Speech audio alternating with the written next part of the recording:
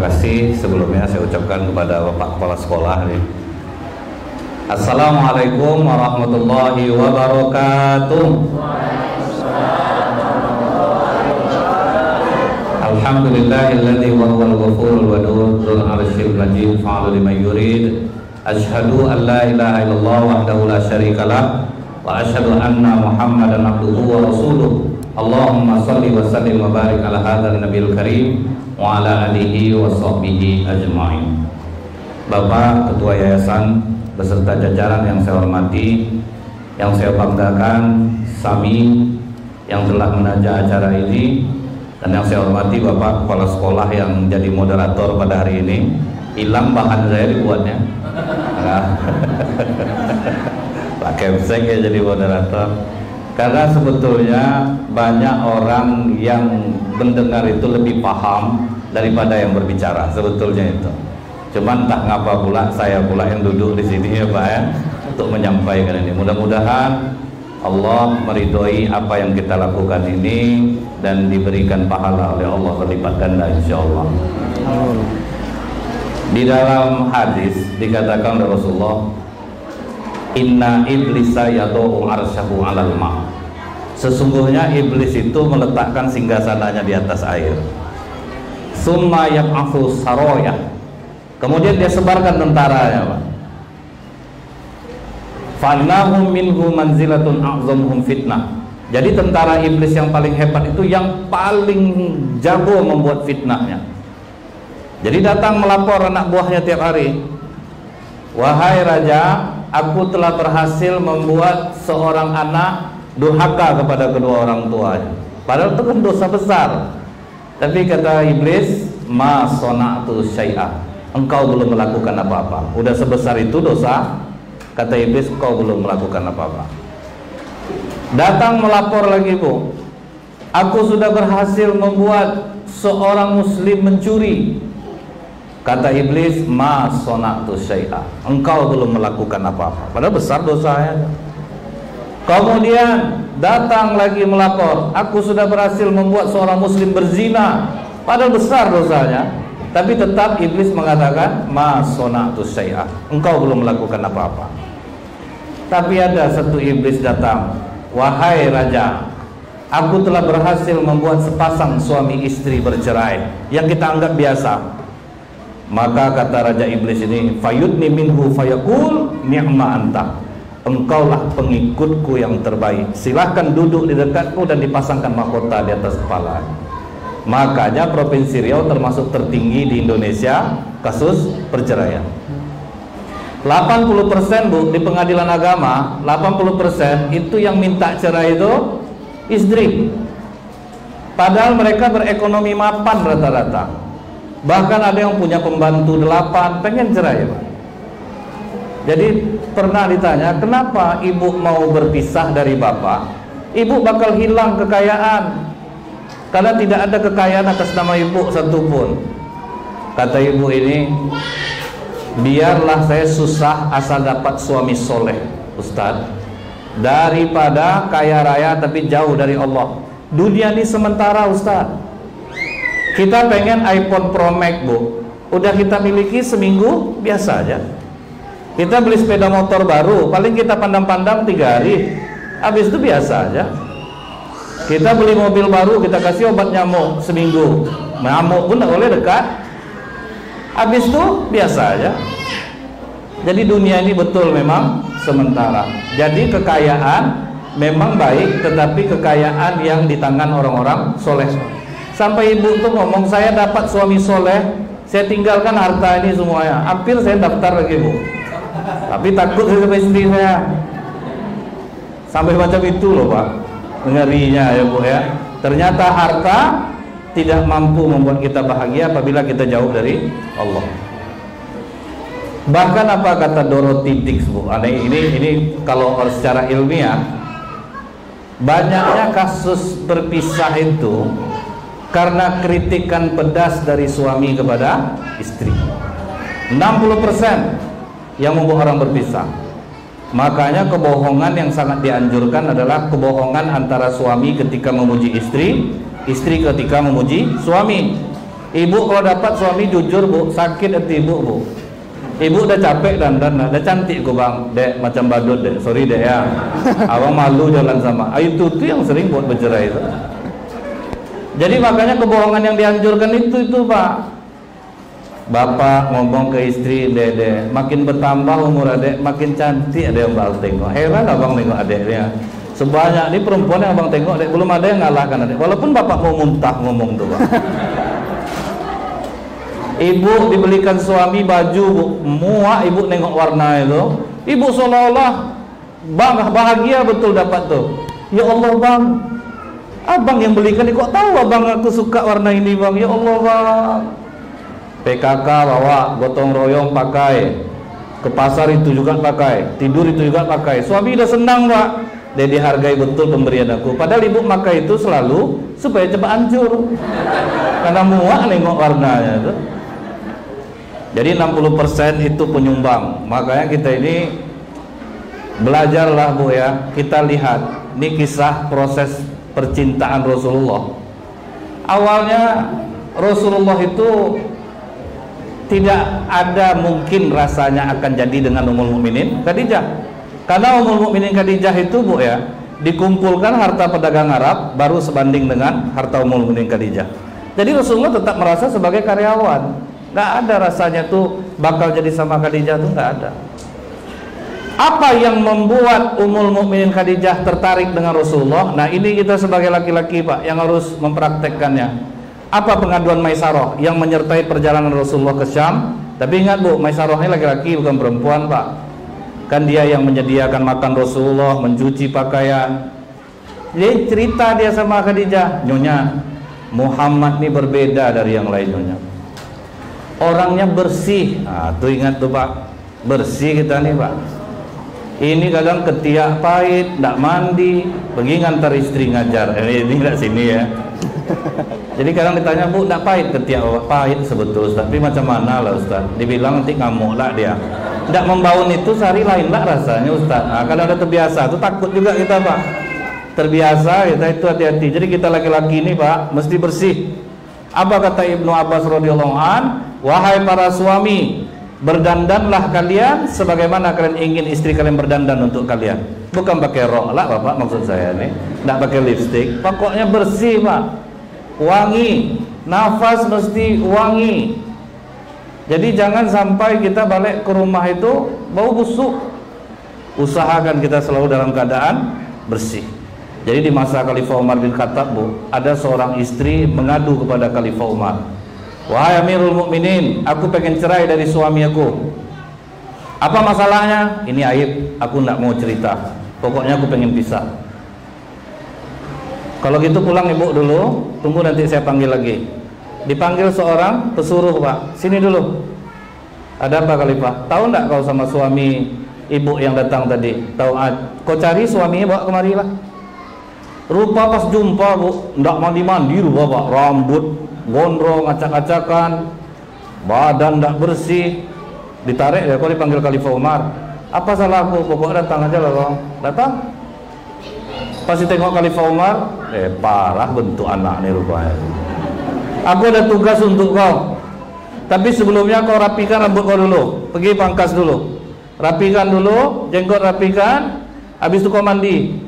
Pakai wewangian, tuh ada jubah baru, pakai jubah baru. Mandi dia kena takut pak.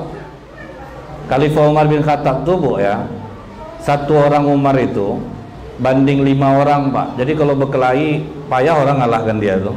Walaupun dia azab juga, ya nyerah nih tidak ada, makanya orang takut sama dia. Jadi Umar bin Khattab nih bu, centeng pasar Ukas dulu namanya pak. Dia orang bagaknya di situ. Jadi takut orang nih pak, langsung mandi. Mandi pakai wewangian, pakai jubah baru. Begitu sampai di hadapan Khalifah Umar, aku ada tugas untuk kau pulang ke rumah. Nangis laki-laki ini pak. Aku nak mau pulang Khalifah, istri aku tuh udah benci betul sama aku. Pokoknya pulang dulu. Pulang deh ke rumah bu, ketok pintu. Assalamualaikum. Waalaikumsalam katanya, dibukanya, tengoknya pak. Cari siapa? Bayangkan udah berapa lama dia nak mandi gitu. Istrinya aja lupa nengok mukanya pak. Abang nih dek, astagfirullahaladzim, abang nih, sebentar sini bang. Pergi dia ke Khalifah Umar. tidak jadi cerai khalifah. Itulah masalah selamanya. Nah, itu Pak. Jangan kita ini makin taat makin kotor Pak. Jadi ini harus nih kita perhatikan, harus bersih. Ingat Bu, ada sahabat Rasulullah Pak, duitnya banyak tapi tidak mau beli pakaian. Sampai khawatir kawannya, ini duit 4.000 dirham, apa belilah pakaian lah. Risau aku nengok gaya kau nih. Aku bukan tidak ada duit, kau jangan ngina aku. Aku tuh mau sederhana. Aku adukan kau melecehkan aku kepada Rasulullah. Ngadulah kata sahabat ini Pak. Sampai di hadapan Rasulullah Bu, apa kata sahabat ini? Dia hina aku, dikasihnya aku duit 4.000 dirham ya Rasulullah untuk beli pakaian. Aku bukan tidak mampu ya Rasulullah.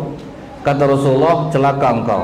Engkau diberi Allah nikmat, kenapa tidak engkau perlihatkan? Jadi marah Allah Pak. Ada seorang sahabat Rasulullah Bu, dia pegaya, ngadu ke Rasulullah Pak. Rasulullah, aku takut aku disombong ya Rasulullah.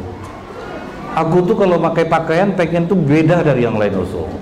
Sepatu aku tuh pengen yang mahal, gaya. Kuda aku pengen yang bagus. Apa enggak sombong ikuti Rasulullah? Kata Rasulullah, tidak. Allah maha indah dan Allah menyukai keindahan. Yang tidak boleh itu apa Bu? Mengingkari kebenaran, menganggap rendah orang lain. Itu yang sombong itu Pak. Ibu beli beli gamis harga 1 juta misalnya Bu. Tidak ada masalah dalam Islam. Bapak beli baju koko 1 juta, silahkan. Bapak mau beli sepatu mahal, silahkan. Yang tidak boleh itu sombong. Pas ibu beli gamis mahal, ditanya sama kawan, Kak bagus gamis kakak, berapa kakak beli? Tidak usahlah kau tanya lagi, pingsan kau nanti dengan harganya. Itu yang tidak boleh. Itu namanya sombong Pak. Bagus sepatu abang bang, berapa bang beli ini bang? Kumpulkan sepatu bapak ini semua, sepasang sepatu saya udah harga. Itu yang tidak boleh. Ingat tuh Pak ya, jaga kebersihan Pak, wangi Pak, harus tuh. Kadang kita sholat tuh Pak ya, makanya kata Rasulullah, malaikat tidak singgah ke mulut orang yang berbau ketika dia sholat berjamaah, karena mengganggu. Ini syukur ada masker Bu. Kadang waktu tidak bawa masker Pak, kan terbang ke sebelah tuh Pak, terpaksa menahan gitu kadang. Pas ruku itu terpaksa agak lama sedikit Pak, sambil narik napas tuh, bersiaplah pas naik balik, tahanlah balik, tuh turunlah balik. Jadi kita ini mesti bersih. Itu yang membuat Ummul Mukminin Khadijah mulai tertarik. Ini mulai tertarik. Jadi kalau kita bersih Pak, jangankan istri, orang lain pun tertarik sama kita. Dalam tanda kutip ya Pak ya. Janganlah sampai bapak bersih, niat bapak lain lah ya Pak ya. Pokok semenjak kenal sama ibu itu agak lain gayanya. Itu yang tidak boleh Pak. Dulu abang ini tidak pernah berparfum Ustaz. Sekarang ini berparfum. Habis dengan ceramah saya enggak Ustaz. Pokok semenjak dekat sama ibu ada janda dia di sekolah itu Ustaz. Itu yang tidak boleh Pak. Kemudian dia itu jujur nyonya. Itu Pak. Kita laki-laki ini usahakan jujur. Dengan cara apa Bu? Paling tidak HP jangan dikunci-kunci Pak. Ini HP dikunci-kunci, dikasihnya lah nama perempuan tuh, kadang nama laki-laki. Kadang nelpon dia Bu, diangkatnya, bentar John, ikut dari belakang Bu. Kadang nama si John tuh Pak Juniarti Pak kan. Jangan berbohong. Usahakan jujur sama istri, sama anak-anak. HP mau ditaruh di mana silahkan. Istri buka silahkan. Ini berbunyi HP, lari dia dari kamar mandi, jangan diangkat HP abang, saking takutnya Pak. Kan risau dibuatnya, kemana-mana bawa HP, mana bawa HP. Karena jujur itu mengajarkan kita menjadi orang yang baik. Kemudian apalagi Bu, Rasulullah nih tidak genit. Itu kata Maisarah, Rasulullah belum pernah punya kasus Pak, genit sama perempuan itu belum pernah.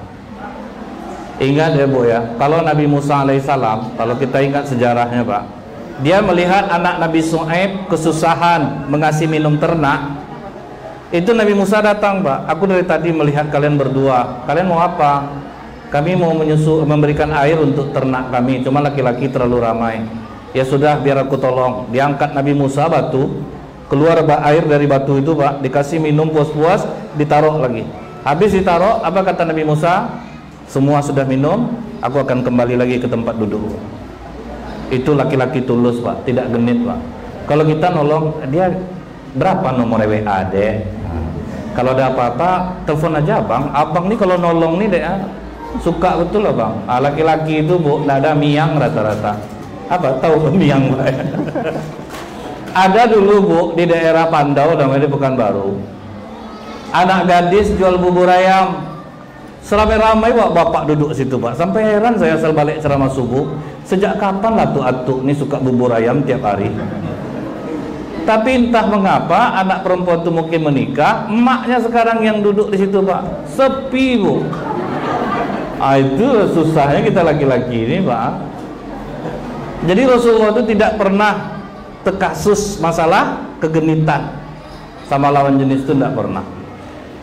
Baru kata Maisarah, Muhammad ini tidurnya beda nyonya. Dia tidur miringnya ke kanan. Orang waktu itu suka tengkurap tidur. Ternyata maju ilmu pengetahuan terbukti bahwa orang yang tidur miring kiri jantungnya terhimpit bertahun-tahun. Itu yang menyebabkan kemungkinan dia kena heartburn, serangan jantung. Tapi kalau orang tidur miring ke kanan, jantungnya akan sehat karena lapang dia bu. Nah ibu nanti tolong kasih pengertian kepada bapak, minta maaf aku bang ya, mulai malam ini aku tidur miring ke kanan, berarti abang tepunggungkan di belakang. Karena untuk menjaga kesehatan jantung bang. Kata suaminya, jantung adek sehat dek, abang yang jantungannya dia, karena akan membelakang pak ya. Tuh dia bu. Nah yang membuat Ummul Mukminin Khadijah jatuh cinta ketika Maisarah mengatakan, ada seorang rahib nyonya di Syam itu, waktu Muhammad ini tidur di bawah pohon bidara, dia bertanya kepadaku, siapa yang tidur di bawah pohon bidara itu? Aku jawab, Muhammad bin Abdullah. Dia adalah Rasul akhir zaman. Karena tidak ada orang yang tidur di bawah pohon bidara setelah Isa alaihissalam, melainkan dia adalah seorang Rasul akhir zaman. Galau Ummul Mukminin Khadijah. Apa yang menyebabkan dia galau? Teringat waktu dia berumur 15 tahun.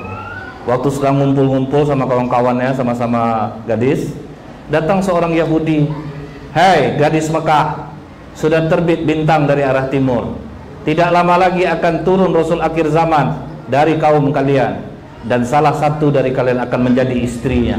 Sambil ketawa-ketawa orang Yahudi ini, kata Ummul Mukminin Khadijah, teman-temanku melempari batu kepada orang Yahudi itu karena dia anggap gila, dan aku tidak ikut melemparinya. Itu yang membuat Ummul Mukminin Khadijah galau.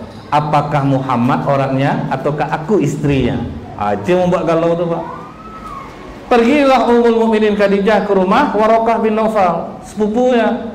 Ditanya tentang hal ini, apa kata Waraqah? Sudah positif Muhammad Nabi akhir zaman. Tambah galau Ummul Mukminin Khadijah. Apa mau tambah galau bu? Aku umur dah 40, sementara Muhammad 25. Banyak perempuan Mekah yang gadis cantik-cantik mau sama Muhammad. Muhammad tidak bergeming. Aku sudah janda 2 kali. Suami Ummul Mukminin Khadijah itu sudah meninggal 2 kali, dan punya 2 orang anak namanya Hindun dan Hala.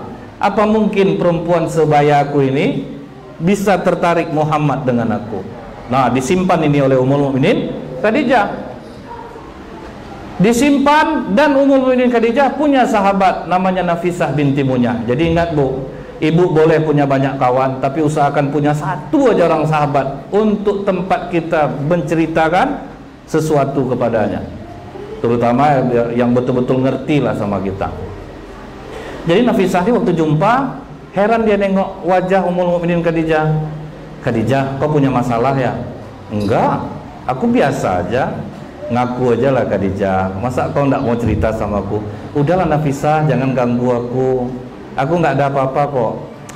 Khadijah, kita sudah lama berteman. Aku tahu perubahan dirimu. Jangan Nafisah, jangan ganggu aku. Ayolah Khadijah. Didesak terus pak. Nafisah, bagaimana menurutmu Muhammad? Kau suka dengan Muhammad? Jangan keras-keras Nafisah, aku malu. Itu betul isi kitabnya macam itu loh pak. Cuma bawaannya saya macam itu. Emang itu isi kitabnya. Apa kata Nafisah? Jangan khawatir Khadijah, biar aku yang urus. Tuh pak. Jadi kalau kita punya masalah, punya kawan yang bisa kita percaya. Karena kalau tidak ada kawan yang dipercaya itu susah kita mau bercerita. Memang jelas ceritakanlah kepada Allah. Ustaz kan dulu ceritakan kepada Allah, ya. Paling tidak kita punya kawan manusia yang baik. Kata Nafisah, aku yang akan urus Khadijah. Kata Khadijah, tidak mungkin lah Nafisah, umur aku sudah 40, Muhammad 25, aku sudah 2 kali menikah, anak 2, mana mungkin Muhammad mau dengan aku. Apa kata Nafisah? Jangan seperti itu Khadijah, kau perempuan mulia, kau perempuan terpandang, sekalipun umurmu 40 tahun tetapi kecantikanmu mengalahkan perempuan umur 30 tahun. Berapa banyak laki-laki tampan pengusaha yang kau tolak Khadijah? Kau mulia Khadijah. Ini yang kawan tuh Pak, ini punya kawan mematahkan aja kerja. Aku mau sama dia, sadarkan untung lah kakak sikit kak, tengok muka tuh, umur udah berapa. Aku heran nengok kakak, ini tidak sadar-sadar juga. Itu tinggalkan kawan macam itu Pak. Saya punya teman Bu, saya ngisi di masjidnya. Jadi bapak tuh umur 70, Ustaz.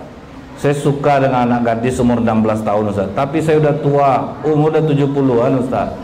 Tuh, jangan khawatir tuh. Sekalipun umur atuk 70, tapi ketampanan atuk mengalahkan laki-laki berumur 80. Wah, senang hati atuk tuh Pak. Saya kan betul bilang, dibanding 80, kan masih muda 70. Walaupun tidak dapat juga akhirnya atuk tuh. Kalau udah atuk kan semangat aja, yang ada lagi Pak. Nah, jadi itu lihat ya Bu ya. Akhirnya Nafisah binti Munya menyamperin Rasulullah, menyampaikan, ngomongnya sedikit aja Bu, Muhammad, Khadijah menanyakan dirimu, pergi. Itu mak jomblang tuh Bu. Ini kadang kita bawa duduk orang Pak, dia macam mana ceritanya, duduklah dulu. Akhirnya mak jomblang yang jadi dia. Ini hati-hati nih para ustadz yang masih sendiri, tolong utus orang yang dipercaya tak. Jangan sampai nanti salah. Ya mak jomblang yang kena pilih. Itu pernah terjadi zaman sahabat Bu, antara Abu Darda dan Salman Al-Farisi. Abu Darda udah nabung nih Pak, Salman udah nabung. Dia suka dengan famili Abu Darda. Tolonglah sampaikan ke paman kau lah, aku suka dengan anak perempuannya. Aman, kata Abu Darda. Pergi Abu Darda, bawanya Salman.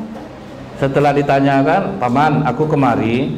Paman tahu enggak, Salman ini sahabat dekat Rasulullah, pemilik ide di perang Khandaq. Zuhudnya tidak perlu dikhawatirkan lagi. Rasulullah sayang sama dia. Kami kemari ingin meminang anak perempuan paman. Bagaimana menurut paman? Tunggulah, aku biaya sama istri aku dulu. Aku panggil anak aku dulu. Akhirnya udah lama di belakang keluar dia. Kami sebetulnya bahagia, rumah kami kedatangan sahabat Nabi yang mulia. Tetapi setelah aku bicarakan sama anak perempuan aku tadi, Abu Darda, rasanya anak aku lebih memilih kau daripada Salman. Bayangkan tuh Bu. Apa kata Abu Darda? Deh Salman, malu aku sama kau jadinya. Kata Salman, kau tidak perlu malu, aku yang seharusnya malu, telah meminang perempuan yang ditakdirkan Allah untuk dirimu. Kau kawan aku. Itu baru enak Pak. Kalau kita sampai tua tidak bersapa tuh Bu, tega kau ya. Sama ngajar kita di SD Al-Khairat, makan sama kita. Tidak tahunya kau jadi bersumpah aku tidak akan tegur. Sampai udah beranak besok Bu, jangan main sama anak bapak tuh nak ya, bapak kurang ajar tuh. Sampai turun-temurun dipesan, kau sahabat Rasul enggak Bu, biasa aja, sepele sama mereka Pak, persahabatan jauh lebih tinggi. Jadi maka diutus, kalau kita ada suka sama orang, jangan sendiri, utusan. Itu dari zaman Rasulullah Bu, pasti pakai utusan. Tidak ada yang tidak pakai utusan. Waktu Ummu Salamah suaminya meninggal, itu Abu Bakar ngirim utusan, Umar bin Khattab ngirim utusan, Rasulullah ngirim utusan. Jadi tidak ada yang langsung. Untungnya itu apa Bu? Kalau ditolak tidak begitu sakit Pak, karena tidak kita langsung. Makanya pakai utusan. Nah itu Bu, akhirnya begitu dikatakan kepada Rasulullah, Khadijah memikirkan dirimu, Rasulullah langsung diskusi sama paman-pamannya. Gimana paman? Khadijah katanya mau sama aku. Paman-pamannya semua ngomong apa Pak? Kami bukan apa-apa Muhammad, dia tuh orang kaya, nanti dibilang kau mau hartanya, masalah kau masih bujang. Jadi dari dulu tuh kekhawatiran tuh sama sekarang. Kalau ada anak muda mau sama perempuan janda kaya, biasanya mau hartanya. Dari dulu itu udah dibahas. Jadi yang terjadi sekarang ini dulu udah terjadi. Makanya waktu itu paman-pamannya ngomong, kau betul nggak suka Muhammad? Justru ini luar biasa paman, aku tidak nyangka gitu, tidak mungkin rasanya. Rupanya sama-sama besar rasanya. Makanya apa kata Rasulullah, Bu? Menikahlah dengan yang sekufu, sama rasa. Jadi jangan dikira ini misalnya bapak ibu dulu menikah karena apa? Sama rasa atau enggak? Karena kalau tanpa cinta itu Pak, bahaya Pak. Kita ingat ya Bu ya, Rasulullah menikahkan anak angkatnya Zaid bin Harisah dengan Zainab binti Jahsh. Zainab itu tuh bangsawan Pak. Zaid mantan budak yang dimerdekakan oleh Rasulullah. Berantem terus rumah tangganya karena tidak satu rasa. Jadi usahakan sama rasa. Jangan sama-sama keras Pak. Ibu keras muntah sama bapak, bapak keras mau. Itu yang payah tuh. Jadi dia harus sama rasa tuh Bu. Kalau bahasa Spanyolnya Ameral Ameria Variesta, bergetar ketika berjumpa. Tapi itu arti tanda enggak tahulah saya. Yang penting saya ngomongnya enak itu tuh. Mesti sama rasa. Ingat kejadian Nabi Yakub. Kenapa 11 orang anak Nabi Yakub dari pernikahannya dengan dia dua itu Bu ya, adik beradik. Satu namanya Lia, satu namanya Rahil. Emak Nabi Yusuf sama Bunyamin ini Rahil. Emak dari 11 orang anak ini Lia. Cuman waktu itu masih dibolehkan menikah dengan 2 orang perempuan bersaudara. Jadi Nabi Yakub ini sebetulnya tidak suka sama Lia. Cuman dia ngomong sama pamannya, nama paman Nabi Yakub ini Laban. Laban ini punya anak 2 orang, Lia dan Rahil. Paman, aku kan lama tinggal di rumah paman nih, kata Nabi Yakub. Boleh ndak aku menikah dengan Rahil? Nah, itu Pak. Jadi dari zaman dulu tuh Bu, laki-laki pasti suka dengan perempuan cantik. Kalau ada yang bilang saya tidak penting cantik Ustaz, yang penting soleha, itu ngibur diri sebetulnya tuh. Udah telanjur macam mana lagi Pak? Yang perempuan gitu juga. Saya tidak perlu tampan Ustaz, yang penting dia laki-laki yang bertanggung jawab. Bohong. Wajah itulah yang membuat ada rasa. Nabi Yakub ini pengalaman sejarah loh Bu. Nabi Yakub kata pamannya, kau boleh menikah dengan Rahil, tapi kau mesti nikahi dulu Lia. Itu syaratnya Pak. Makanya Nabi Yakub dengan terpaksa menikah dengan Lia. Karena hubungannya sudah halal, akhirnya banyak anak dari pihak Lia. Tapi Nabi Yakub tidak suka sama dia, berbuah rasa acuh, tidak acuh kepada anaknya. Jadi Nabi Yakub tuh untuk 11 orang anak ini mau main, kalian keluar main lah, pulang enggak lah, terserah lah. Tapi begitu dia nikah sama Rahil, dari Rahil dapat Nabi Yusuf, baru besar rasa cinta Nabi Yakub kepada Yusuf sama Bunyamin. Itu yang membuat 11 orang iri. Nah, jadi makanya nih Pak, kalau yang udah terlanjur menikah, tumbuhkanlah rasa cinta, tahan-tahanlah hati itu. Karena kadang memang tidak selamanya kita menikah ini karena cinta Pak. Karena kadang hibah, nengok perjuangannya, itu ada juga tuh. Jadi jangan yang akan datang yang belum menikah jangan seperti ini. Ada rasa, ada getaran, sama-sama getaran. Cuma kadang-kadang kita ini bergetar kepanjang aja, nengok orang itu yang payah tuh. Nengok itu bergetar juga, nengok itu bergetar juga, itu tidak boleh tuh. Nah tuh Bu, apa akibatnya? Akibat baiknya, ketika sudah menikah dengan Rasulullah SAW, tidak ada satu hadis pun Ummul Mukminin Khadijah bertengkar dengan Rasulullah. Tidak ada satu hadis pun Pak. Tuh Bu, salah satu keuntungan menikahnya. Cuman ingat nih, bukan berarti sama istri lain itu salah, enggak Pak. Ummul Mukminin Khadijah memang sangat mengagumi sosok Rasulullah jauh sebelumnya. Udah lama kenal, pernahlah bekerja dengan beliau. Sehingga Ummul Mukminin Khadijah itu apa Bu? Sebagai istri, dia menuruti apapun yang diinginkan oleh Rasulullah SAW. Dan Rasulullah pun memberikan rasa yang sama dan sayang kepada anak Khadijah dari pernikahan sebelumnya. Dari Ummul Mukminin Khadijah inilah Rasulullah dapat anak 6 orang. Ruqayyah, Ummul Kulsum, Zainab, Qasim, Abdullah, Fatimah. 6 orang dari Ummul Mukminin Khadijah. Tidak ada satu riwayat pun mereka bertengkar atau Ummul Mukminin Khadijah melawan. Ummul Mukminin Khadijah ini Bu, dia udah yakin suami aku ini orang soleh, orang baik, jadi tidak perlu aku melawan sama dia. Jadi kalau datang laki-laki sekarang Bu, dengar tuh deh, jangan melawan sama abang. Ya kelakuan bapak buat marah itulah ya Pak. Bolehkah istri marah kepada suami? Boleh. Agama yang tidak boleh marah kepada suami itu agama Hindu Bu. Dalam agama Hindu, laki-laki harus diperlakukan seperti dewa sirah, tidak boleh dibantah walaupun salah. Ini Islam. Dalam Islam, suami salah, istri boleh membantah. Jadi jangan bapak sok-sok lah, tak boleh melawan sama abang. Dengar tuh, jadi kalau abang main domino, jangan lawan, biarkan. Tak bisa macam itu. Kalau memang suami salah, istri berhak untuk marah, dan itu dibolehkan. Nah kemudian Pak, sewaktu Rasulullah berada di Gua Hira, lihat Bu, bagaimana Ummul Mukminin Khadijah ini memperlakukan suami solehnya. Begitu Rasulullah dapat wahyu dari malaikat Jibril, ketakutan turun, lari. Sampai di rumah Khadijah, selimuti aku, selimuti aku. Ummul Mukminin Khadijah bukan ngambil selimut Pak, langsung dipeluknya Rasulullah. Apa kata Rasulullah? Tentram jiwaku ketika dipeluk oleh Khadijah. Karena istri baik Pak, jadi nyaman hati itu dibuatnya. Ini pernah diceritakan Rasulullah kepada Aisyah, sakit hati Aisyah dengarnya Pak. Udahlah tuh, muak orang dengarnya. Itu aja cerita. Aku lebih baik daripada Khadijah, aku lebih cantik. Di antara semua istrimu aku sendiri yang perawan, kata Ummul Mukminin Aisyah. Itu tanda Ummul Mukminin Aisyah melawan nggak? Melawan Bu. Apakah Rasulullah marah?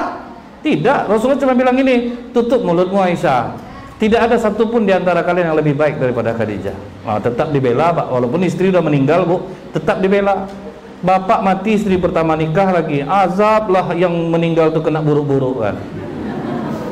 Pas istri muda bikin kopi, heran abang nengok adik ini bikin kopi, tepat betul deh takarannya tuh.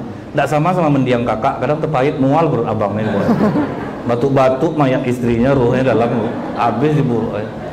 Rasulullah meninggal istri, ada istri lain-lain yang menjelekkan, tutup mulutmu. Jadi Rasulullah itu berlaku untuk semuanya Pak. Tidak ada satupun yang boleh menjelekkan. Itu diajar Rasulullah Pak. Jadi jangan Bu ya suka menjelekkan suami, langsung kasih tahu. Waktu Ummul Mukminin Aisyah menghina nama istri Rasulullah yang orang Yahudi, di ujung-ujung lidah namanya nih. Jadi waktu dia menghina Saifiyah binti Huyai, itu namanya. Ya Rasulullah, suamimu itu, istrimu itu pendek. Cuman ngomong itu aja Pak, pendek. Aisyah, apabila dimasukkan kata-katamu itu di dalam laut, maka ternodalah seluruh air laut. Jadi Rasulullah cepat ngasih tahu, nggak boleh saling menjelekkan satu sama lain. Ini kadang suami dijelekkannya istri ke keluarganya Pak, nggak boleh Pak. Bela. Jangan pernah menjelekkan istri kepada keluarga kita, istri menjelekkan suami kepada keluarganya, jangan pernah. Tidak boleh. Itu tuh Pak yang banyak akhirnya keluarga sama keluarga marah jadinya. Istri ini kadang pas dia kesal sama suami diceritakannya ke orang Bu, muak nengok abang nih, kawankan aku ke pengadilan hari Senin, tidak tahan aku lagi kalau macam ini kelakuannya. Ya kak, biar aku kawankan, aku muak juga nengok suami kakak tuh. Pas minggu di WA sama kawannya, kak jadi besok ke pengadilan. Dia minta maaf lah abang, tidak tega lah kakak. Kak ini udah 23 kali kakak macam ini ya kak ya. Kan akhirnya orang yang emosi dengarnya Pak. Kalau memang masih bertahan, sabar, harapkan pahala dari Allah. Jangan sampai menjelekkan pasangan kita kepada orang lain, kepada keluarga kita, jangan sampai dijelekkan. Nah, jadi ya Bu ya, setelah dipeluk oleh Ummul Mukminin Khadijah Pak, apa perlakuan Ummul Mukminin Khadijah? Wahai suamiku, akan kubersihkan tempat tidur ini dulu. Nanti kalau dia datang lagi, dan aku yakin yang datang itu adalah malaikat, karena kau orang baik suamiku. Kau sering bersilaturahmi, kau angkatkan beban orang yang berat, kau bantu orang yang susah. Jadi aku yakin itu bukan iblis, pasti malaikat. Itu cara menghibur Khadijah Pak. Jadi kalau kita rajin silaturahmi, membantu orang, mengangkatkan beban orang yang berat, jin tidak akan masuk ke dalam tubuh kita. Itu maksud kata-kata Ummul Mukminin Khadijah. Pas Ummul Mukminin Khadijah sedang membersihkan tempat tidur Bu, Rasulullah langsung berteriak, Khadijah, dia datang lagi Khadijah. Apa yang dilakukan Ummul Mukminin Khadijah? Wahai suamiku, duduklah di paha kananku, telungkupkan mukamu, coba buka matamu, apakah kau masih melihatnya? Masih Khadijah, masih nampak. Coba duduk di paha kiriku, telungkupkan mukamu, buka matamu, apakah masih melihatnya? Masih Khadijah. Sekarang duduk di hadapanku, pandang wajahku, apakah kau masih melihatnya? Tidak Khadijah. Tuh, mendeteksi jin atau tidak. Tak nampak. Bu, jadi kalau bapak meracau Bu, Bang, saya duduk sini. Telungkupkan muka bang, buka bang. Nampak bang? Nampak dek. Coba duduk sini lagi bang. Tapi ingat bu, berat bapak ukur dulu bu. Patah paha ibu nanti. Duduk paha kiri, telungkupkan muka, buka mata. Masih nampak dek? Masih bang. Coba sekarang. Coba duduk di depan aku bang. Pandang wajah. Deh, parahlah bentuk kau lagi. Itu takut epic bu. Salah lagi bu ya. Nah nih. Jadi bu, yang membuat Rasulullah itu tidak bisa melupakan Ummul Mukminin Khadijah. Apa kebiasaan Ummul Mukminin Khadijah itu bu? Kalau Rasulullah pulang, dia selalu berdiri menyambutnya. Itu yang tidak dilakukan istri-istri sekarang bu. Berdiri menyambutnya. Ibu tahu enggak bu? Ada satu buku yang dikarang oleh pelacur yang ngarang pak. Dalam buku itu apa katanya bu?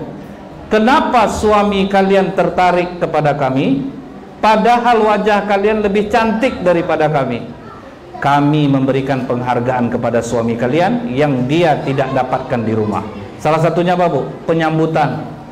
Pelacur itu bu, jauh laki-laki. Om, sini. Aku kangen loh sama om.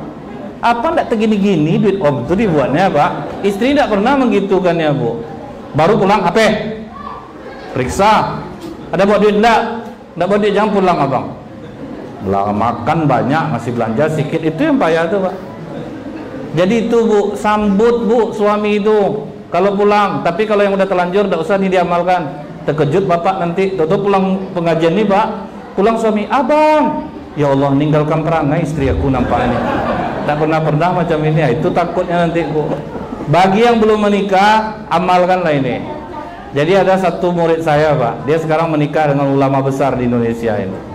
Jadi dia ngomong ke suaminya, dia download semua YouTube saya masalah rumah tangga. Suaminya tuh heran pak, nanya sama dia, kamu masih muda kok bisa tahu semua ini gitu, cara memperlakukan suami, cara, dan itu tersebut sama dia gitu. Dia pun ngakui pak, jadi downloadnya semuanya masalah rumah tangga Rasulullah itu. Jadi dia pelajari sebelum dia nikah pak, dia tonton video itu, dipraktekkannya ke suami. Tentu heran suaminya pak, kok bisa ya anak semuda ini kok udah bisa menguasai cara memperlakukan suami, cara apa ndak runtuh hati dibuatnya pak kan. Jadi siapapun yang melakukan ini bu, runtuh hatinya. Nah itu ya bu ya. Jadi di hari terakhir Ummul Mukminin Khadijah, pas Rasulullah pulang, Ummul Mukminin Khadijah berusaha berdiri untuk menyambutnya, tapi sudah tidak mampu lagi pak. Dan tidak mampu tegak lagi bu. Jadi apa kata Rasulullah? Jangan berdiri Khadijah, duduk saja. Langsung Ummul Mukminin Khadijah menangis. Ditanya oleh Rasulullah, kenapa kau menangis Khadijah? Apakah kau menyesal bersuamikan aku? Dulu kau kaya raya dan terpandang. Semenjak menikah dengan aku, hartamu habis, kau tidak lagi dihargai orang. Jawaban Ummul Mukminin Khadijah apa bu? Tidak ya Rasulullah. Aku melihat perjuangan dakwahmu masih panjang, sementara aku tidak punya harta lagi untuk menolongmu. Jika aku mati terlebih dahulu ya Rasulullah, dan kau akan menyeberang lautan untuk berdakwah, tolong gali kuburku, susun tulang belulangku, jadikan jembatanmu. Itu pak. Ini istri mau meninggal, pesannya ke suaminya pak, abang jangan coba nikah lagi bang. Nikah abang gentayangan aku tiap malam tengok abang. Aku tegak di sudut kamar tuh bang Romi, aku cakar abang deh. Jadi itu bu ya, sisi romantis Ummul Mukminin dengan Rasulullah SAW. Tidak ada satu hadis pun Rasulullah bertengkar dengan Ummul Mukminin Khadijah. Ini saya paparkan satu saja. Mungkin selanjutnya saya serahkan kembali kepada Pak Kepsek selaku moderator. Baik, jazakumullah khair katsir atas penyampaian pembuka. Ini baru pembukaan insyaallah Ustaz ya. Akan ada pertanyaan-pertanyaan dan tanya jawab pada kesempatan kali ini insyaallah. Gimana ibu-ibu, semangat? Bapak-bapak semangat ya? Masyaallah, senang bukan main bapak-bapak nampaknya tadi. Ceria wajahnya pagi hari ini, ibu-ibu pun entah karena sinar lampu entah memang wajahnya cerah juga insyaallah ya. Baik. Sebelum pertanyaan nanti akan kita buka sesi tanya jawab baik dari termin pertama atau termin kedua. Kami minta izin Ustaz Nazril Abdul Muluk, insyaallah kami akan tampilkan kepada ayah bunda sebagai laporan ya gitu ya, laporan nyata bahwa program menghafal matan Tuhfatul Atfal untuk ilmu tajwid sedang berjalan proses di sekolah kita ini. Maka kami persilakan kepada ustazah yang menjadi panitia, kami persilakan anak-anak minta maju ke depan.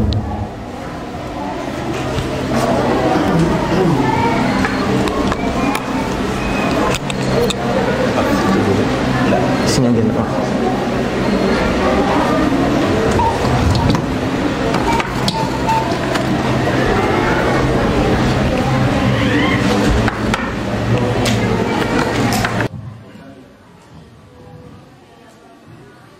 Baik, terima kasih kepada anak-anak murid kelas 5 dan kelas 6. Jadi Ustaz Nasril, kita ada khusus di sini untuk menunjang karena beberapa tahun terakhir ini mungkin dari ilmu tajwid tahsin itu belum tercapai seperti yang kita kehendaki gitu. Oleh karena itu ini ada hafalan matan Tuhfatul Atfal dan juga secara teori dan praktek kita juga akan berikan sanad untuk sanad riwayat dari matan Tuhfatul Atfal kepada mereka yang selesai gitu. Baik, jemaah sekalian, ayah bunda yang dimuliakan Allah Subhanahu wa taala, mungkin sudah banyak yang ingin menanyakan unek-unek di hati, maka jangan disimpan gitu ya. Jangan disimpan dalam hati, boleh diungkapkan, disampaikan. Kalau seandainya itu bersifat pribadi, nanti tidak disampaikan namanya, mungkin ada ibu ini gitu ya. Boleh dikiaskan saja kepada orang lain gitu. Nah, ayah bunda sekalian, kami buka termin pertama 3 orang penanya. Silakan.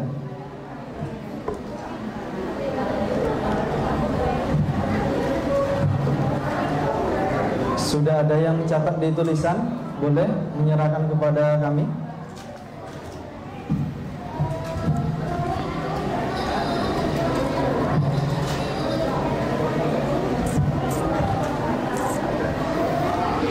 Baik, 2 orang penanya pertama. Ada lagi mungkin? Baik, kami bacakan terlebih dahulu. Penanya pertama, cukup panjang juga nih, ada yang 2 pertanyaan. Assalamualaikum Ustaz. Assalamualaikum. Bagaimana sikap yang harus dilakukan saat terjadi pertengkaran antara suami dan istri?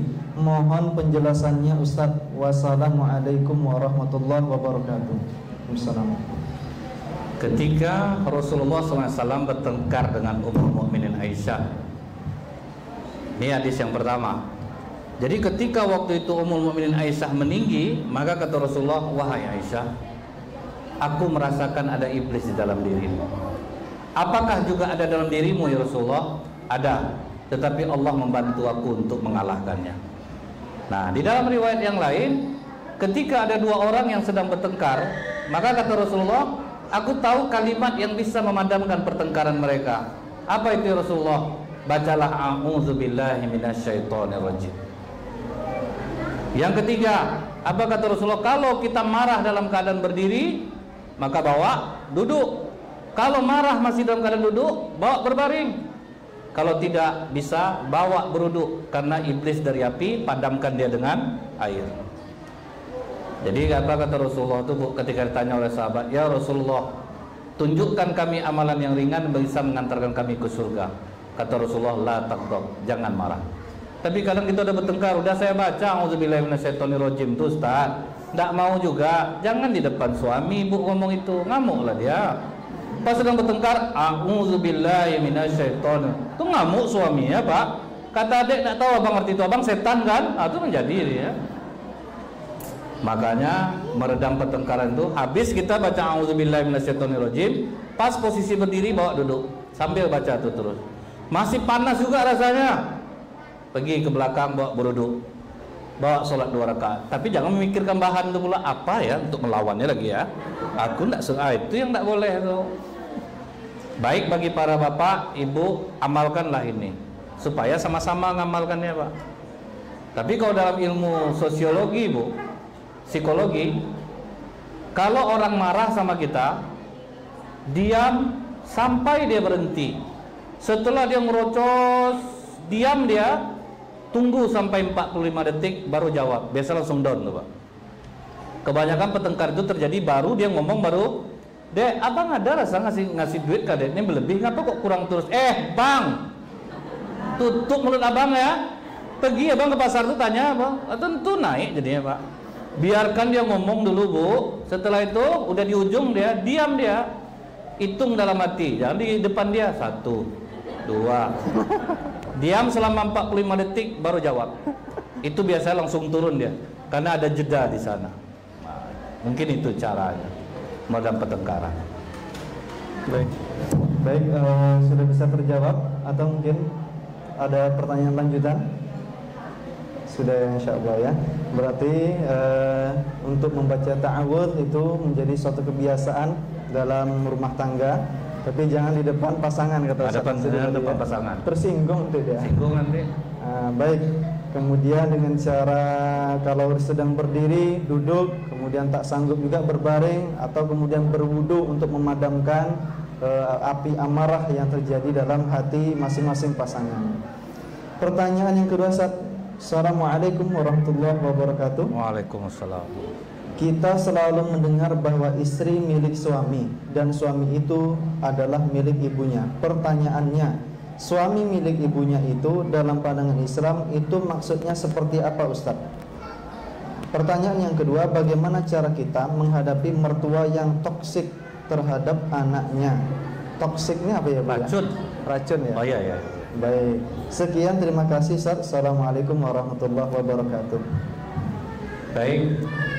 Jadi sebaik-baik sedekah suami adalah sesuatu makanan yang dia berikan kepada istrinya. Berarti harta suami itu adalah milik istri. Tetapi suami adalah milik orang tuanya. Disitulah tugas suami, bagaimana supaya dia berbakti kepada kedua orang tuanya tanpa menyampingkan istrinya. Banyak orang dia kuat sama keluarganya, ini ajaran Islam katanya, saya bakti sama ibu bapak saya, tapi dia lupa sedekah terbaik adalah kepada istrinya. Jadi itu harus diletakkan pada porsinya. Jangan sampai kita terlalu berbakti sama orang tua kemudian istri diabaikan. Nah yang banyaknya seperti itu. Ini kan ajaran Islam, dia bersembunyi di balik itu, mungkin karena ketidaktahuan dia. Akhirnya dia ngasih ke mamaknya banyak, istrinya tidak dikasih. Nah ini sering jadi masalah nih. Jadi kalau kita berbakti sama orang tua bukan berarti kita mengenyampingkan istri. Itu sebetulnya artinya yang benar. Tapi ada lagi dibilang, kalau istri berbaktinya kepada suami, kepada kedua orang tua suami, baru kepada keluarganya. Tapi suami yang baik, mertua adalah orang tuaku juga. Jadi kadang-kadang takutnya ngambil-ngambil yang sepotong-sepotong itu. Jadi harus rata semuanya, Bu. Jangan sampai ada yang terabaikan. Ada beberapa hal yang saya dengar sering seperti itu.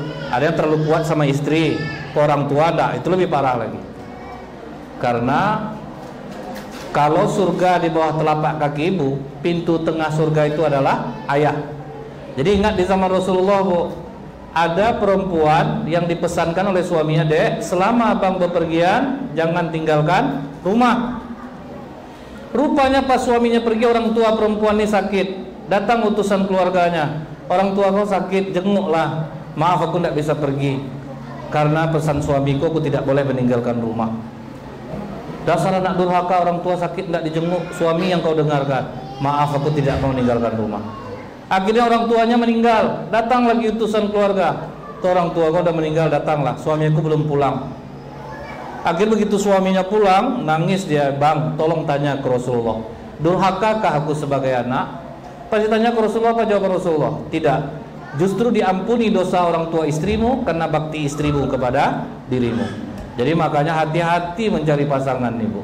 Hati-hati mencari suami, karena kalau dapat dia yang salah, ini bahaya dia ngamalkannya jadinya. Jadi suami cari istri yang baik, istri cari suami yang baik. Kalau udah terlanjur yang itu aja lah, bina dulu. Kalau tidak bisa, letakkan, ganti baru. Karena dulu ada pertanyaan, "Ustaz, katanya kan perempuan yang baik untuk laki-laki yang baik. Saya udah jadi istri yang baik, kenapa dapat suami yang tidak baik?" Tinggalkan yang tidak baik dulu, baru dikasih Allah yang baik. Baru kita belajar dari kesalahan itu. Mungkin itu Ustaz. Baik. Pertanyaan nomor 2, Ustaz, bagaimana cara kita menghadapi mertua yang toksik kepada anaknya? Jadi dalam Islam ini kita kalau sudah menikah diusahakan yang pertama tidak tinggal seatap dengan mertua. Kemudian kalau masih dalam batas wajar kita diam. Kalau tidak, ajak suami diskusi. Bang, nampaknya mama abang udah mulai memfitnah aku bang, padahal aku rajin di rumah tuh, dibilangnya enggak, misalnya gitu. Ajak suami diskusi. Kalau suami yang bijaksana, dia akan tengahi itu.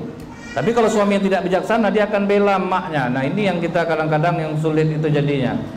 Jadi dianjurkan pelajaran kita, jadilah kita besok mertua yang tidak ikut campur dengan urusan rumah tangga anak. Kita lihat Rasulullah pernah kok melibatkan mertuanya. Waktu dia bertengkar dengan Ummul Mukminin Aisyah, maka dipanggil Abu Bakar Siddiq, tolong tengahi kami. Maka apa kata Abu Bakar Siddiq, siapa yang mau ngomong duluan? Datang Ummul Mukminin Aisyah, kau aja lah ngomong duluan ya Rasulullah, tapi jangan sampaikan yang bohong ya, yang benar sampaikan. Mendengar itu ngamuk Abu Bakar, Rasulullah kau bilang berbohong. Ditampar oleh Abu Bakar Siddiq, lari Aisyah ke punggung Rasulullah. Marah Rasulullah ke mertuanya, Pak. Aku tidak menghendaki penyelesaian yang seperti ini. Langsung dilarikan istrinya ke belakang. Sampai di belakang apa kata Rasulullah, wahai Aisyah, suami seperti apa aku ini? Sekalipun kau sedang marah sama aku, tidak akan kubiarkan satu orang pun menyakitimu, walaupun itu ayah kandungmu sendiri. Itu yang romantis tuh Pak. Ini istri kena marah sama bapaknya, itulah kau, jangan macam-macam sama bapak. Bapak kau tuh sayang sama abang, jangan bawa kelakuan. Lari istri ke belakang, ngapa lari ini? Ngapa lari? Jadi sebaiknya, ini memang masalahnya itu, sebaiknya kalau memang satu rumah, usahakan pindah rumah. Diskusikan baik-baik kepada suami, jangan dengan emosi. Harus minta tolong kepada Allah supaya terbuka hati semuanya. Karena tidak bisa dengan cara aja. Karena yang bapak ibu hadapi ini berbeda-beda orangnya Pak. Bisa jadi apa yang saya sampaikan belum tentu cocok sama bapak ibu. Jadi jangan ditelan mentah-mentah, karena kita menghadapi orang yang berbeda. Jadi ini hanya umumnya saja seperti itu. Silakan Ustaz. Baik, pertanyaan dari ibu yang ketiga. Ini nampaknya ibu-ibu semuanya ya Pak. Assalamualaikum warahmatullahi wabarakatuh. Waalaikumsalam. Sejauh ini saya dan suami biasa bergurau. Tapi kalau hati saya lagi ada yang gak cocok, gak suka, saya biasanya mendiamkan suami. Walaupun dalam keadaan diam-diaman, tetap cium pipi kalau mau pergi kerja. Bagaimana caranya supaya bisa cepat redam diam, tetap bisa cepat tulisannya kurang terbaca nih ya Bu ya. Redam diam-diamannya. Redam diam-diamannya maksudnya. Makannya, minumnya itu nggak ada masalah. Itu biasa, suami pasti udah maklum, istri aku memang macam itu. Takut dah diam dek, dah makan dek, ambil situ, tu sendok tu, kopi dah dek, tu gula, tu air, salin. Itu yang tak boleh Bu. Cuman suami nyaman tak dengan diam-diam seperti itu? Nah kalau misalnya sudah saling memahami cara masing-masing, berarti ini kan sudah jalannya sering. Tetap berciuman itu kan masih mesra, masih nggak ada masalah itu. Jadi nggak usah terlalu ngoyo ingin berubah. Jadilah diri sendiri selama itu tidak menimbulkan kemudaratan yang besar di rumah. Daripada dapat istri tidak diam-diam ngamuk betul, dia malu kita Pak. Pulang abang tak? Pulang abang mati abang gue buat. Tengoklah, ngeri gitu jadi ya. Awak disuruhnya pulang Pak, tapi pulang mati dibuatnya. Ada yang viral baru-baru ini Bu, suaminya tato harimau. Dia sedang ngadu ayam, datang istri pakai kerudung Pak. Harimau itu jadi kucing Bu. Mengeong kucing itu dibuatnya Pak. Macam anak-anak kena suruh pulang tuh.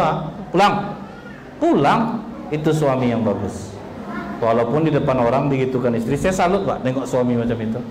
Sangarnya untuk orang, bukan untuk istri. Jadi kalau diam ibu tuh rasanya untuk supaya jangan sampai berkata yang tidak-tidak itu tidak apa-apa. Oh suami istri bergurau, sunnah.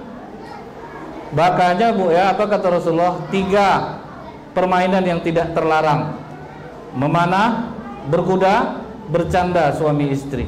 Itu sangat dianjurkan. Saya dulu pernah ya Bu ya, pergi ke rumah orang, tengok rumah orang itu bagus Pak. indah. Sempat saya menghayal, saya cerita sama istri saya, nengok rumahnya tuh mah rasa macam film India gitu mungkin kalau di rumah tuh. Terbayang saya sama istri saya tuh Pak, sembunyi balik tembok tuh, keluar tembok sana, udah terbayang tuh. Kadang kan kita nih sering topeng Bu, di luar beda, dalam beda. Ibu melihat saya seperti ini bercanda Pak, istri saya juga suka, kami memang bercanda, tidak ada topeng Bu. Ini kadang Pak di luar tak tanggung ramah sama orang, sama istri sendiri sanger Bu, jarang ngomong, itu tuh yang bahaya tuh. Jadi diam Ibu rasanya mungkin tidak masalah, itu baik kok, nggak ada masalah. Mungkin itu Ustaz. Baik. Insya Allah sudah terjawab ya Ibu-ibu ya. Banyak Ustaz. Banyak kalau masalah. Bapak-bapak mungkin kami persilakan yang pertanyaan langsung. Ini pertemuan pertama, sudah 3 penanya dengan tulisan. Mungkin ada yang langsung? Ada? Pak? Tak ada? Oh, bapak-bapak mungkin takut bawa istrinya sini Pak. Baik. Assalamualaikum warahmatullahi wabarakatuh. Waalaikumsalam warahmatullahi Ustadz, apakah termasuk salah salah niat dari awal untuk memilih, bisa jadi problematika tulisannya tegak bersambung ya, ini Ibu. Sampai ke saya tuh maksud Ibu. Sampai insyaallah. Sampai rasanya. Langsung dijawab. Baik, memang betul. Kadang ada orang menikah karena pasangannya tuh kaya. Itu memang pengaruh betul ke rumah tangga. Dan ini kasusnya itu banyak akhirnya dia mengagumi pria lain karena niat sudah salah, dan itu rumah tangganya hancur-hancuran rata-rata. Misalnya dia umur Ibu ini 34, suaminya 50 lebih. Ini udah jelas niat awalnya apa gitu. Kalau suka nggak mungkin lah. Itu secara duniawi aja Ibu, nggak mungkin rasanya. Akhirnya menikah itu pasti banyak masalah jadinya, karena dia tidak saling mencintai.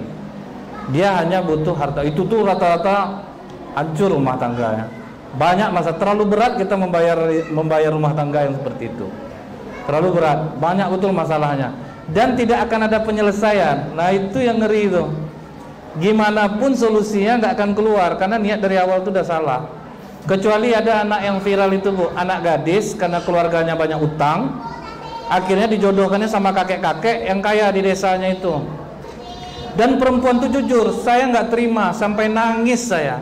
Sampai akhirnya saya memohon kepada Allah, saya harus terima takdir ini. Diterimanya takdir itu, baru dia lapang sama bapak. Nah, itu beda tuh Bu. Kalau yang seperti itu, dia sudah memasrahkan dirinya kepada Allah. Nah rata-rata nih yang saya temui nih Bu ya, karena suaminya nih kaya raya, dia cantik, menikah dia, harta semua dia dapat, tapi kebagian enggak, akhirnya suka mengagumi laki-laki lain. Kan lebih parah jadinya Pak kan, ditengok suami tidak menyelera Bu, nengoknya kan, tentu akhirnya mengagumi orang lain, mulailah dia berdandan-dandan untuk orang lain jadinya. Ada lagi ya, saya bilang ya pelajari aja niat dulu gimana mau nikah. Kok nggak akan selesai. Memang betul banyak masalah rumah tangga. Kalau itu sudah terlanjur terjadi, semoga Allah tetap membiarkan kita di dalam kebaikan insya Allah. Anggap itu pembayar dosa kita, karena kita sudah menerimanya menjadi pasangan tanpa kita sama sekali tidak mencintainya atau dengan niat yang salah.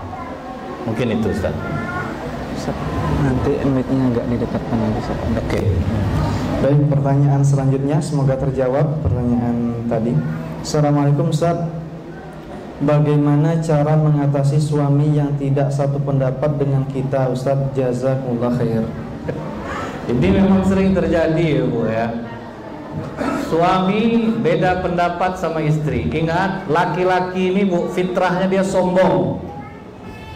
Dia paling pantang dengan kata tidak. Jadi makanya di dalam buku Agar Istri Disayang Suami, ketika ibu berbeda pendapat sama bapak, depannya harus ngomongnya apa Bu? Abang benar, tapi bang, baru salahkan dia. Dia benar pertama itu yang penting sama dia.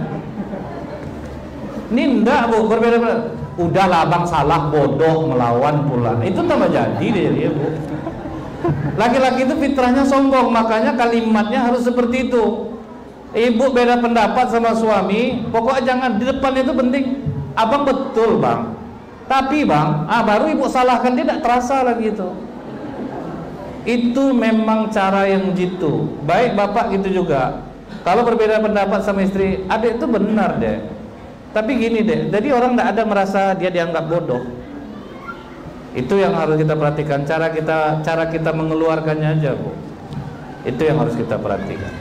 Baik, itu tadi ya, berarti selalu dianggap benar nanti di depan. Benar depan tuh. Tapi baru disampaikan unek-uneknya. Assalamualaikum Ustaz. Waalaikumsalam. Bagaimana hukumnya punya karyawan satu rumah susah disuruh sholat? Apakah kita harus mengingatkannya terus? Jazakumullah khair. Betul. Jangan pernah putus asa. Apa kata Rasulullah? Wa'mur ahlaka bis-shalah. Perintahkanlah keluargamu untuk sholat. Wastabir 'alaiha. Bersabarlah di atasnya. Jadi ingatkan terus. Dia kan udah besar, pokok ingatkan terus. Saya ingat almarhum bapak saya. Sekalipun kita sudah menikah semua dan dia tahu kami sholat, tetap yang sholat disuruh. Udah sholat kalian. Orang udah azan, padahal kita memang sholat, tapi terus karena udah terbiasa dia seperti itu. Jadi memang harus punya karyawan susah nyuruh sholat, pokoknya ingatkan terus, sholatlah. Nanti payah nanti. Apalagi kalau kita punya kekuasaan, itu paling enak sebetulnya. Kalau kita punya kekuasaan, seperti pengusaha baja di Serang Banten, kan itu dia. Siapa di antara kalian yang tidak sholat jamaah saya pecat. Itu sistem dia. Memang orang terpaksa, lama-lama terbiasa. Kadang hidayah ini memang dipaksa. Istri saya banyak karyawannya. Itu juga disampaikan, Bu. Kalian kalau tidak sholat, kalian berimbas nanti. Banyak betul kita dapat, masalah kita banyak. Jadi selalu diingatkan. Ingatkan karyawan, jangan putus-putus asa. Pokok ingatkan terus. Kemudian kita yang sebagai majikannya harus membuktikan. Membuktikan maksudnya apa? Kita orang sholat dan kita baik sama karyawan. Nah itu yang harus. Ini kadang dia nyuruh sholatnya pandai Ustaz. Kelakuannya Ustaz, jadi duit nih Ustaz ngeri. Pelit minta ampun Ustaz. Makan tiap hari ubi aja kami dikasih. Neraktir nggak pernah, nyuruh sering. Ini akhirnya orang malas. Tuh apa aku sholat? Dia sholat macam itu kelakuannya. Nah, itu yang harus kita jaga. Nah, baik. Mungkin itu Ustaz. Baik, semoga bisa terjawab ya, Bunda sekalian. Assalamualaikum warahmatullahi wabarakatuh.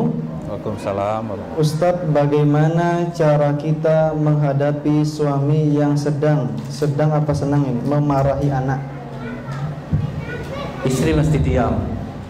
Ketika suami memarahi anak, selama suami marah, asal tidak memainkan tangan, diam. Nanti di belakang baru bilang, abang tidak boleh ngomong macam itu bang. Itu abang mencontohkan tidak baik seperti itu. Itu baru boleh. Tapi kalau selagi dia marah dengan kata-kata, diam aja dulu. Jangan di depan anak. Abang, jangan abang gitu kan dia. Abang berpikir abang sedikit bang ya. Kecil nih baru nih. Akhirnya dia dapat pembelaan, makin kurang ajar anak-anak nanti. Atau dia merasa, emak aku belanya aku terus. Jadi diam aja dulu, biarkan marah. Setelah itu nanti pas tenang-tenang, bang, abang tidak boleh ngomong macam itu bang. Itu sakit hati anak sama abang nanti. Itu jadi ngomong itu jangan di depan anak. Mesti nanti setelah selesai marahnya. Mungkin seperti itu.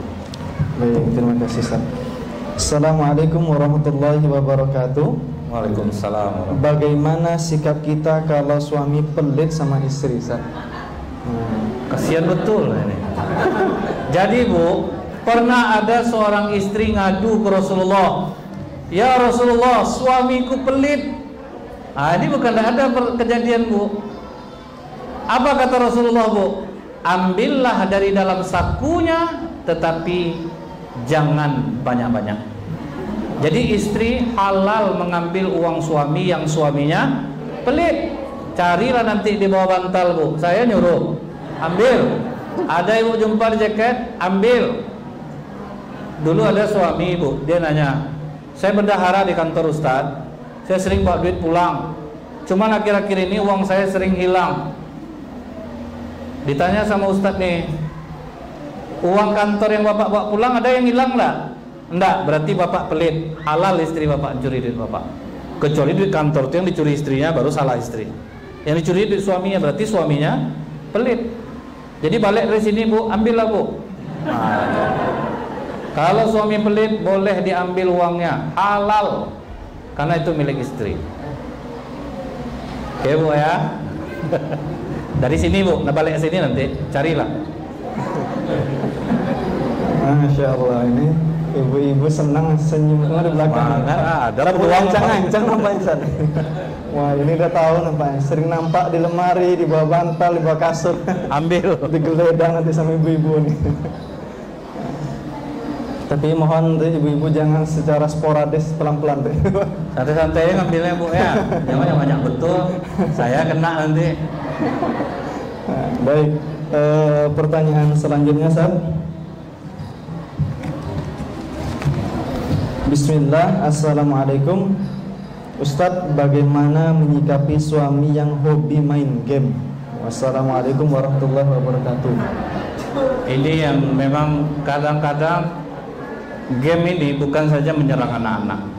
Sampai di Korea itu Bu, ada karantina anak-anak yang candu main game. Anak-anak yang candu itu udah menjadi penyakit sama dia.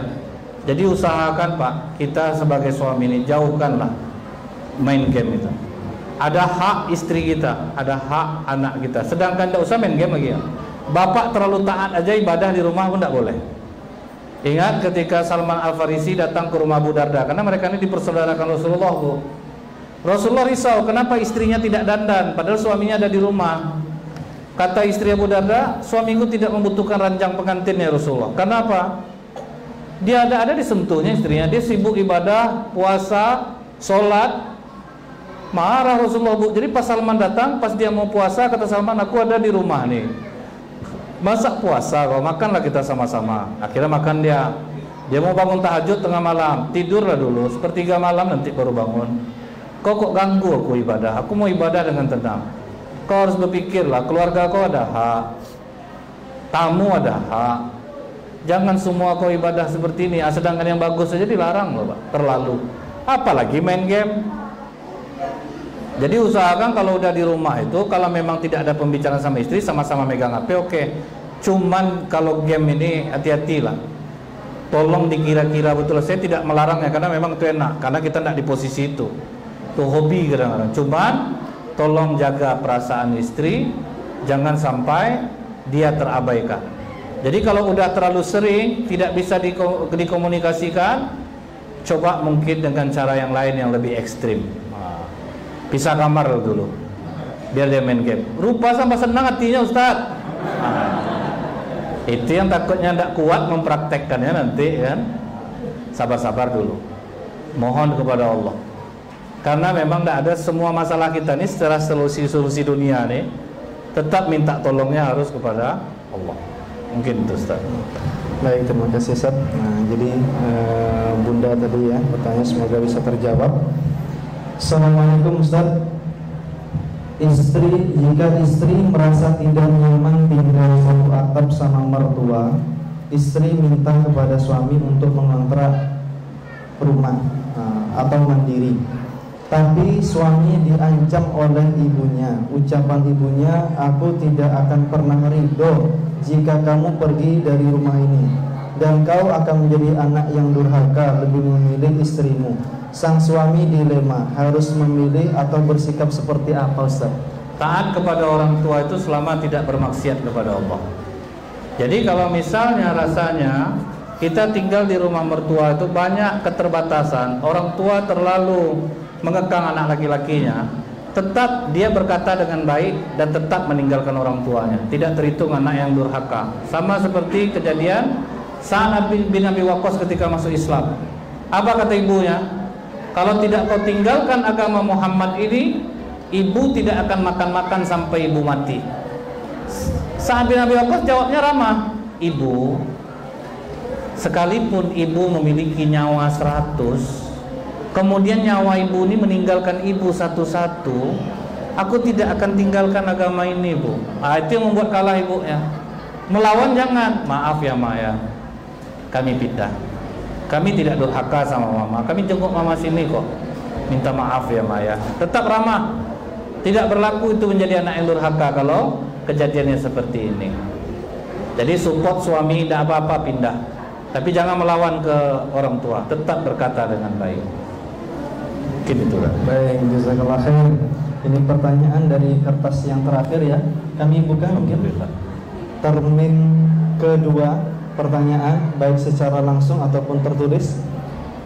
Nampaknya ada yang disiapkan di belakang sudah. Silakan. Dari ayah, bapak-bapak tak ada yang bertanya bisa. Atau mungkin sudah pertanyaan-pertanyaan tadi ada bapaknya di sini. Ada kayaknya. Ada. Ini pasti istri aku yang nanya nih gitu ya.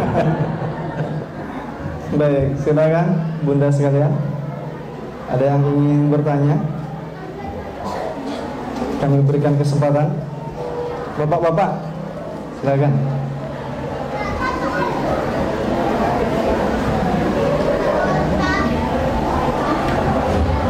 Baik, mungkin cukup Ustaz. Cukup ya. Baik, kalau tidak ada lagi, alhamdulillahirabbil pada pagi menjelang siang ini kita mendapatkan banyak hal daripada solusi-solusi problematika suami dan istri, dan itu tema kita ibu-ibu sekalian pada pagi hari ini. Kita akhiri insyaallah. Kami minta kepada yang kita hormati Ustadz Nazril Abdul Muluk untuk menutup dengan doa langsung, dan kemudian kami serahkan kepada pembawa acara kembali nanti. Assalamualaikum warahmatullahi wabarakatuh. أعوذ بالله السميع العليم من الشيطان الرجيم بسم الله الرحمن الرحيم الحمد لله حمدا